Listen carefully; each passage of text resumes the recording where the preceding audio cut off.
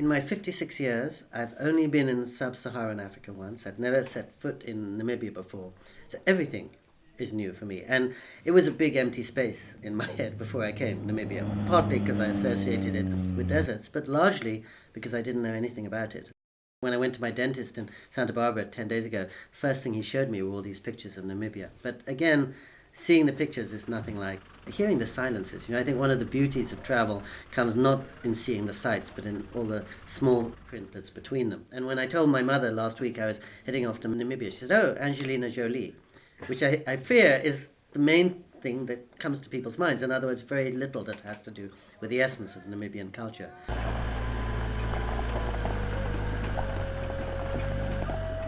Every day has been so full and rich with surprises and discoveries. Every hour almost has been something new. Until this week, I'd never seen elephants in the wild, I'd never seen a rhino in the wild, I'd never been greeted by a group of people singing and dancing when I arrived.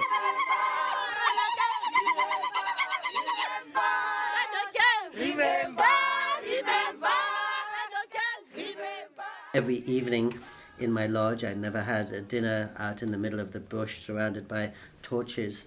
I'd never had somebody shine an incredible green laser flashlight to delineate the stars in the heavens. And I could keep on going on for hours about every new thing that has happened to me. I think that's part of the delight of it. The reason we all travel is to be propelled into worlds we don't otherwise usually see.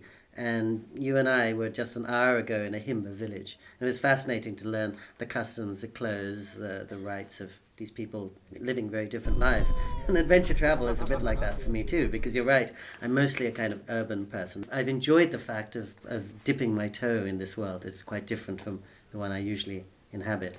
And I think for me, one of the excitements of being in Namibia the last couple of days is being with people who can read these languages that are Greek to me, such as seeing the elephant tracks in the dust, knowing exactly where the stars are.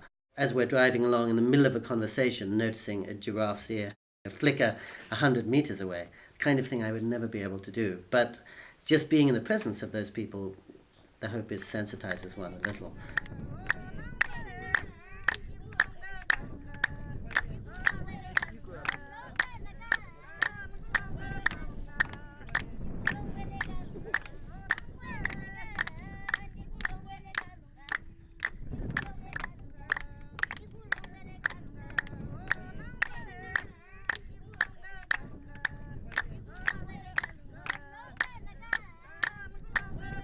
Do you think that you'll find yourself doing something like this again?